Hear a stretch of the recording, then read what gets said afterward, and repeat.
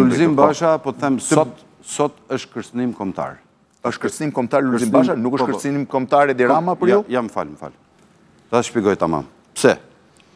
Sepse duke marrë peng, duke grabitur Partinë Demokratike dhe duke e çuar në atë humbje katastrofale, Lulzim Basha sot është mban peng zhvillimet politike dhe shoqërore në Shqipëri.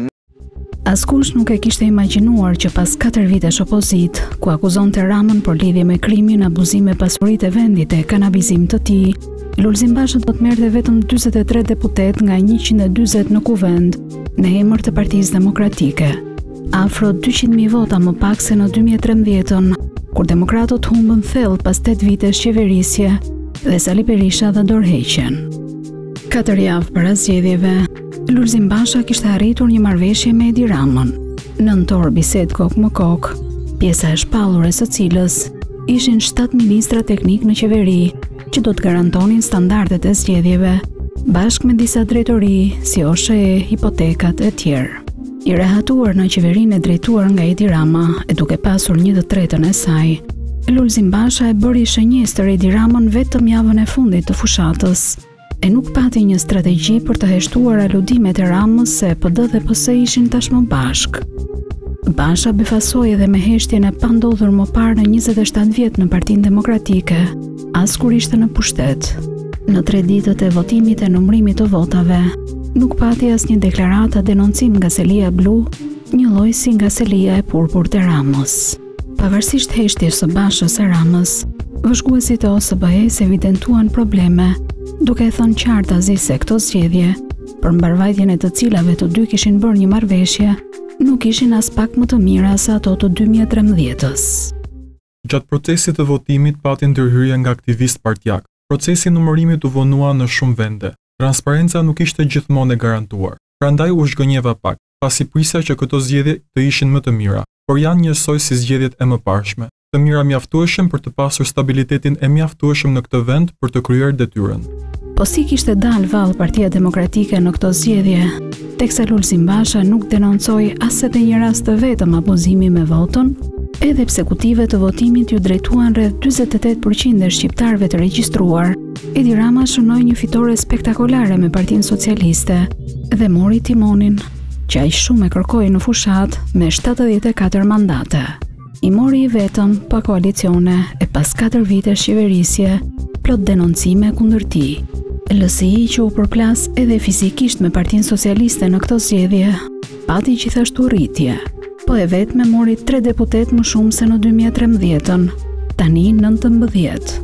Rënien spektakolare regjistroi Partia Demokratike e Lulzim Bashës, që mori vetëm 43 mandate, 7 më pak se në 2013-ën, kur demokratët humbën pas 8 vitesh në pushtet. PD-ju mori një mandat më pak se në 2013-ën, këtë herë vetëm 3, dhe kryetari i shpëtimit Drizi mbeti jashtë kuvendit. Tom Doshi rikthehet në kuvend tashmë me një mandat të marrë në emër të socialdemokratëve, partia e 5 në parlamentin e ri. Nëse në 2013 Edi Rama mori 16 deputet në qarkun e Tiranës ku garonte në koalicion, i vetëm më 25 qershor mori 18 deputet. Demokratët morën 11 deputet, një lloj si në 2013-ën, ndërsa LSI 5, 2 më shumë se në zgjedhjet e kaluara. Fieri ishte qarku ku socialistët morën një rezultat po aq mbresues, 10 deputet nga 9 të 2013-s. Partia Demokratike mbeti në 4, një lloj si në 2013-ën, dhe LSI gjithashtu mbeti në 2 mandate. Vlora, ku kandidonte edhe kryeministri, ndonse me pjesëmarrje të ulët në votime i dha socialistëve 8 mandate, 2 më shumë se në zgjedhjet e kaluara. PD dhe LSI ruajtën numrat e 2013-s, respektivisht me 3 dhe 1 mandat. Lezhë është qarku ku Partia Demokratike humbi dominimin. Nga 4 mandate të 2013-s mori vetëm 3, ndërsa socialistëve i dha 1 mandat më shumë më 25 qershor. LSI ruajti mandatin e 2013-s. Edhe në Berat me 1 mandat më pak të majtët patën rritje në vota. Socialistët morën 4 mandate si në 2013-ën, një lloj si LSI që mbajti 2 të vetat. PD u rendit forcë tretë në këtë qark me vetëm 1 mandat. Në Elbasan, Partia Socialiste u rrit me 2 mandate duke shkuar në 8, Partia Demokratike ra me 1 mandat duke marrë vetëm 3, LSI ruajti numrin 2 të mandateve, ndërsa PDU mori edhe 1 mandat të dytë në këtë qark. Durrësi me 1 mandat më shumë më 25 qershor i dha socialistëve 8 deputet, 2 më shumë se në 2013. Demokratët morën 1 më pak, ndërsa LSI 1 më shumë se në parlamentaret e kaluara. Në Korç, me 1 mandat më pak në këto zgjedhje, socialistët ruajtën numrin 6 të mandateve, njëlloj si LSI, që ruajti të vetin. Demokratët morën 1 mandat më pak. Në Gjirokastër, mandatet ruajtën konfigurimin e 2013-s. Në Dibër, Partia Demokratike humbi avantazhin ndaj të majtëve. Mori 1 mandat më pak se në 2013-ën, ndërsa PS e LSI ruajtën mandatet e tyre. Për herë të parë, 1 mandat mori këtu edhe PDU. Në Shkodër, Partia Demokratike ruajti numrin 5 të mandateve të 2013-s duke u renditur forca e parë politike. Partia Socialiste ruajti numrin 4 pavarësisht se deputeti i larguar i Shkodrës nga kjo parti e siguroi mandatin e vet në logon e Socialdemokratëve. LSI ruajti gjithashtu mandatin e vet, por në Shkodër, pavarësisht se garuan më vete, për herë të parë të majtët dominojnë në mandate dhe në numër votash. Kuksi mbetet qarku ku Partia Demokratike dominon pastër.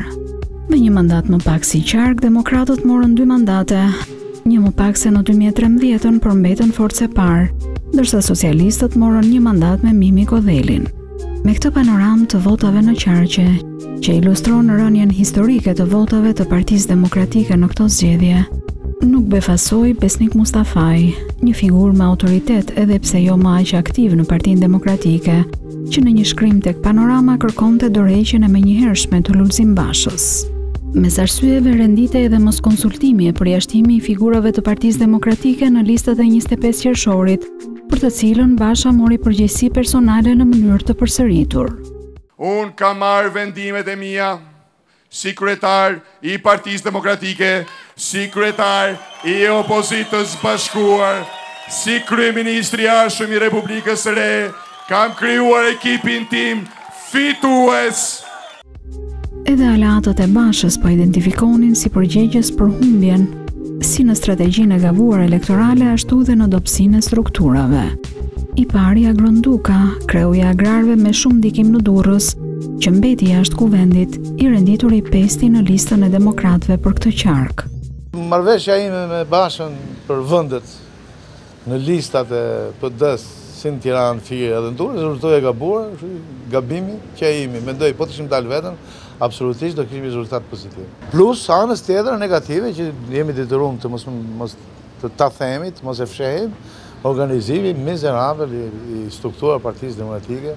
Një gjë që unë nuk e kuptova nga marrëveshja sinqerisht ishte fakti që në qoftë se mazhoranca për shkak kalimit të fateve ligjore nuk mund të regjistrojnë më si koalicion.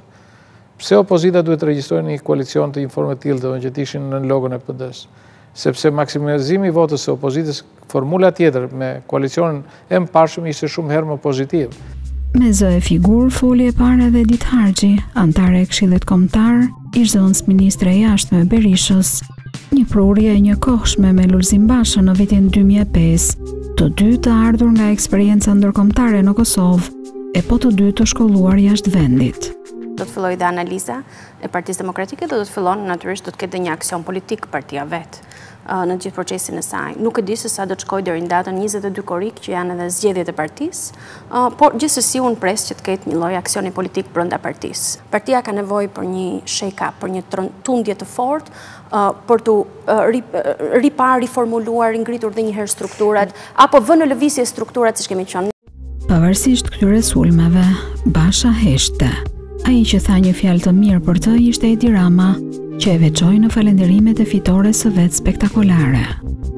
Unë dua ta rikonfirmoj publikisht dëshirën për ta pasur marrëveshjen politike të 18 majit, një busull orientuese të marrëdhënieve të qeverisë së re me opozitën e re. Duke shprehur këtu vullnetin për ta respektuar atë mëtutje, pas i presje, dua ta falenderoj sot Lulzim Bashën për faktin se në 18 maj vuri Shqipërinë të parë. Rreth 100 antar të forumeve drejtuese, ndërto Majrinda Bregu, Astrid Patozi, Amar Bërmaltezi, Suzana Guxholli, Ridvan Bode, Genceruli e tjerë, kërkuan në 2 deklarata të veçanta dorëheqjen e Lulzim Bashës, që e identifikuan si përgjegjës për çka e quajtën rezultat katastrofik në zgjedhje. Kjo rënje historike në numra e Partisë Demokratike u bë temë debati në çdo studio televizive, çka bashkonte analizat që në parim ishte se përgjegjësi i humbjes mbetej Lulzim Basha. Partia Demokratike i gënjeu militantët e saj, prandaj ata nuk dolën. Partia Demokratike i gënjeu tha, nuk jam si këta, unë jam ndryshe, unë do bëj ndryshimin në Shqipëri. Dhe nga revolucioni demokratik përfundoi ke bashkë ekzistenca paqësore. Ishte pa aftësia skandaloze e kryetarit të Lulzim Bashës, sepse ai s'mund t'i thush as Partia Demokratike, i hoqi edhe ngjyrën, i hoqi simbolit. Historikisht që kur ka lind në dhjetor të 90-s, Partia Demokratike ka pas një ngjyrë, ka pas një këtë ngjyrë. Dhe në fushat për herë të parë ka dalë me ngjyrat të Euronewsit, të bardhë me të kuqe. Bëri atë që unë e quajta qepallim në kësuda, qepalla, me atë do më thënë u të shtensënu gjithë elektorati djathtë sa apo ky tani e kanë mbyll dillin, pra kjo prapë zotësia e Ramës. Unë nuk e di a është e vërtetë apo është akoma në pjesën teatrale të tij, e luti shumë bukur, e tha, "Ama, do vish ti ikim", tha, ai ishte konferencë syve, tha, "O Lulza, do vish ti ikim", tha, apo si. Pastaj gjithë fushatës tha, "Lulli është djalë i mirë, ta dini ju çfarë artisti është". E luti bukur. Lori me dy gishta gjithkohën që simbolik. Ndërkohë Lulli, me që i than disa nga ata që shikojnë se ty ti merr votat NSI-ja, gjithkohës godisën NSI, thoshte këta me i dorë shëngjë pare, me i dorë baklava. Dhe faktorizoi. Paratë e drogës po, korrupsioni po, mediat në kontroll po. Atëre, çfarë ndryshoi që Basha u fut në zgjedhje? Se Basha tha tash me këtë marrëveshje tha garantuam zgjedhje tjera. Presioni bab të kombëtar mendoj. Kështu që e kputi alibin. Kryetar PD-je për Ramën, kryetar PD-je më të mirë se Bashën nuk ka. Dhe Rama do bëj çmos për ta bërë. Pas me shkaku i humbjes është preferencat e shqiptarëve që kanë tjetër gjë nga ato që kanë mollëisur 4 vite. Ja, kjo është shkaku i humbjes. Rregull, është gabim kalkulim i PD-s. Po jam Marku dhe jam Mark. Qeveria i ka dhënë shqiptarëve atë që kanë dashur. Ka një problem para çadrës. Po. Në 4 vjet, se mund të themi u vodhën, do thuhen, jam i sigurt që nesër do dalin na u vodhën, na u blen na gjitha. Problemi është. Jam shumë i sigurt që do ta thonë. Jo, jam i sigurt që do ta thonë na i vodhën. Ky parashikim rezultoi profetik. Lulzim Basha doli të martën në mbrëmje kur numërimi po shkonte drejt fundit edhe foli për blerje masive votash, pa e përmendur në asnjë fjali Edi Ramën. Blerja e votës u bë masivisht, duke zëvendësuar edhe një herë debatin për alternativën me shukun e parave për votën, duke zhvleftësuar planin dhe projektin me pagesë për varfrinë e thelluar për ta bërë më të lehtë këmbimin e saj me të holla, me parat pista droge dhe korrupsioni qeveritar. Përballë kërkesave për dorëheqje, Lulzim Basha shpalli vendimin që kishte marrë për veten. Kam reflektuar thellë këto 3 ditë. Unë marr të gjitha përgjegjësitë për rezultatin. Me efekt menjëhershëm, kam vendosur të ngrit të gjitha funksionet e mia organizative si kryetari i Partisë Demokratike dhe të delegoj ato 2 nënkryetarëve dhe sekretarit përgjithshëm për të organizuar me fuqi të plot vendimarrëse garën për kryetarin e Partisë Demokratike sipas parimit 1 antar, 1 vot. Unë kam një projekt dhe projektin tim do ta debatojnë dhe vlerësojnë demokratët në një debat dhe garë të hapur, të ndershme dhe të barabartë. Çka spikati ishte shigjetimi i fortë i kritikëve, si njerëz që nuk kanë punuar për fitoren e Partisë Demokratike dhe që tani kërkojnë llogari. Tani demokratët dhe shqiptarët meritojnë një bilanc të plot dhe ballafaqim të hapur e të vërtetë. Mes atyre që punuan me mish dhe me shpirt për fitoren e Partisë Demokratike dhe atyre që u ngritën kundër sa po humbën koltuqet. Sa kam gabuar dhe ku kam gabuar nuk e përcaktoj unë. Por këtë nuk mund ta përcaktojnë as ata që nuk punuan as një ditë për fitoren e Partisë Demokratike. Këtë do ta përcaktojnë demokratët. Ka qëdesh që reagimet kundër kësaj qasje të ishin edhe më të forta. Josefina Topalli e quante hileqar që nuk merr përgjegjësi. Gens Rulli u bëri thirrje demokratëve që ta përzinin nga selia e Partisë Demokratike, ndërsa Majlinda Bregu e ftonte të gjente kurajo për t'i dalë sot humbjes e të mos kërkonte armiq për justifikim. Në këtë panoramë u hap gara 22 korrikut, ku do zgjidhet kryetari i ri i Partisë Demokratike sipas parimit një antar një votë. Nuk do të ketë antarësime të reja sipas nënkretarëve Paloka e Spaho që drejtojnë grupin e punës. Çka rënë në sy ishte se bashkë me shpalljen e procedurave u deklarua dhe sfidanti Lulzim Bashës, Eduard Selami. Selami u pa të pritej nga stafi i ngushtë i Lulzim Bashës teksa hynte në Partinë Demokratike për të shpallur kandidaturën për kryetar. I pyetur nga mediat tha se në vend të Bashës do të jepte dorëheqjen, por e vuri theksin tek Bashkimi i Demokratëve. Ajo që ka është më kryesori është një analizë e sinqertë, e hapur, e drejt për drejt, brenda familjes politike, duke parë në radhë parë gjëra që na bashkojnë, se sa gjërat që na ndajnë. A do t'ishte një garë ku Zoti Basha t'i jepte dorëheqjen e plot dhe kjo t'ishe me barabartë, unë po t'ishe në vend Zotit Bashët këto do të bëja, sepse unë mendoj që nëse duhet një garë e drejtë dhe nëse do të duhet një garë që t'jetë e pastër dhe do t'jetë pa konstituar, unë mendoj që gjithkush do t'jetë dhe ne të gjithë do t'jemi një fushë barabartë. Një lloj si Pret Zogaj, të cilin Basha e riktheu në kuvent si deputet i Lezhës pas 4 vitesh. Për mendimin tim, Basha mund të jepte edhe dorëheqjen. Ajo ngrirjes unë nuk e kuptoj atë. Them vërtetën. E ka bërë dhe Renci atë. Pra t'jap dorëheqjen dhe të rikandidoj. Sali Berisha vendosi më në fund të shprehej përmes një reflektimi të gjatë në Facebookun e tij. Rruga e ringritjes nuk është kurrë e lehtë. Ajo kalon përmes bashkimit dhe jo përçarjes, as edhe përjashtimit. Si njohësi më i mirë i Partisë Demokratike dhe ish kryetari historik i saj, Berisha e ka të qartë se demokratët po përballen me përçarje pas kësaj humbje, por pasojë po përpiqet ta parandalojë atë skenar. Drejtues, por edhe antar të thjeshtë të Partisë Demokratike kanë kërkuar dorëheqjen e kryetarit, i cili padyshim është përgjegjësi më kryesor, por natyrisht jo i vetëm për këtë humbje. Për të ruajtur unitetin, Berisha fton në analizë dhe vendimarrje strukturët e partisë, duke kërkuar garë të barabartë për kryetar. Është e domosdoshme të kuptojmë arsyet se përse kutivet votimit u mungoi vota 200.000 qytetarëve që kanë votuar Partinë Demokratike në zgjedhjet e kaluara, dhe pse pas 4 vitesh ne jo vetëm mbetemi në opozit, por marrim këtë rezultat. Por grupimi anti-Basha duket se nuk ka ndërmend të dorëzohet. Sërish i kërkoi dorëheqjen për t'i dhënë barazi garës dhe e konsideroi antistatutor hapjen e procesit me firmën e 2 nënkretarëve të Partisë Demokratike. Një lloj reagoi edhe sekretari i përgjithshëm Arben Ristani, për të cilin është kryesia ajo që merr vendim për procesin, çka shpjegoi në këtë mënyrë edhe mungesën e firmës së tij në këtë dokument, pavarësisht delegimit që i bëri Basha. Përgjigjja e Ristanit i erdhi me renditjen e 2 neneve të statutit sipas të cilave roli nënkretarëve është konform me delegimin që u bëri kryetari Basha. Në këtë situatë jo të lehtë për Partinë Demokratike, spikat një paradoks, për të cilin i pari Lulzim Basha hesht. Edhe pse akuzoi se votat u blen masivisht, përpasoi përfaqësuesit e tij teknik në qeveri dështuan në detyrën që u dha sipas marrëveshjes me Ramën, Lulzim Basha nuk po i tërheq nga postet e tyre.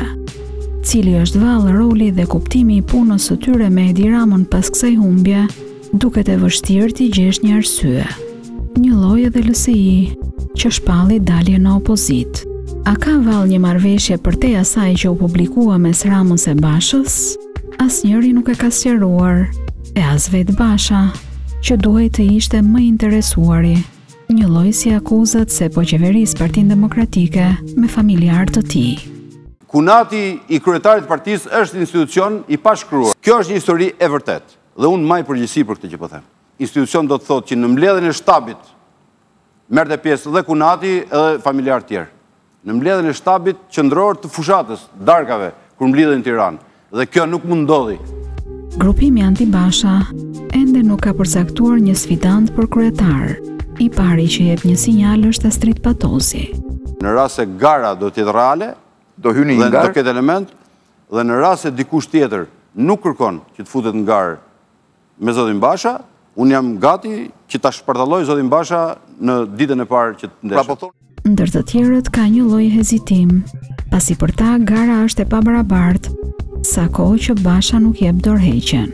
Është katastrofa Partisë Demokratike, falë strategjisë së gabuar, opozitës së përcipt, fake opposition ndoshta, dhe taktikave elektorale të ngritura mbi glorifikimin e personalitetit të tij të rrem, ai rrezoi në gjunjë Partinë Demokratike dhe i dha ndihmën më të madhe, Zotit Rama.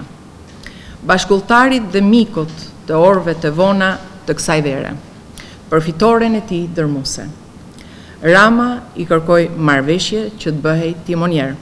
Basha e desh aq shumë sa e bëri kondotjer. Ringritja e Partisë Demokratike dhe revanshi i saj politik fillon vetëm me largimin e Zotit Basha. Duket e vështirë për të kuptuar se si një 43 vjeçar si Lulzim Basha, me eksperiencë perëndimore, nuk bën aktin formal të dorëheqjes para një rezultati të tillë, për të ofruar kështu edhe garanci për një garë të ndershme zgjedhore, siç vetë kërkonte nga Edi Rama dhe ndërkombëtarët për zgjedhjet parlamentare. E përballë këtij akti të munguar demokracie, 3 pikpyetje të forta mbeten për Lulzim Bashën. Cila është vallë pjesa e pashkruar e marrëveshjes që ka me Edi Ramën? A është ajo që justifikon qëndrimin e ministrave dhe teknicienëve të tij në tryezën qeverisë me Edi Ramën, pavarësisht se zgjedhjet mbaruan dhe Basha deklaroi se votat ju vodhën? Apo e ndihmon vallë Edi Rama të qëndrojë në krye të Partisë Demokratike, pavarësisht kësaj humbje të thellë edhe përçarjes që ajo po sjell në partinë më të madhe të opozitës? Kryetar PD-je për Ramën, kryetar PD-je më të mirë se Bashën nuk ka. Dhe Rama do bëjë çmos për ta bërë. E bindi Bashën ato 3 orët e mesnatës, po diu si çfarë, që të hynte pa koalicione. Do të thënë, do të njësoj si me fut një privat në shtet. Hajde ti futu në shtet, se do fitosh më shumë. Hajde futu ke PD kandidat. Po t'ja lente Luli, Edi Rama, kundërshtarit numër 1, fushatën, thoshte, unë po ikin në Holland, ma drejtoti, nuk do e nxirrte kaq dobët. Nuk do e nxirrte kaq dobët.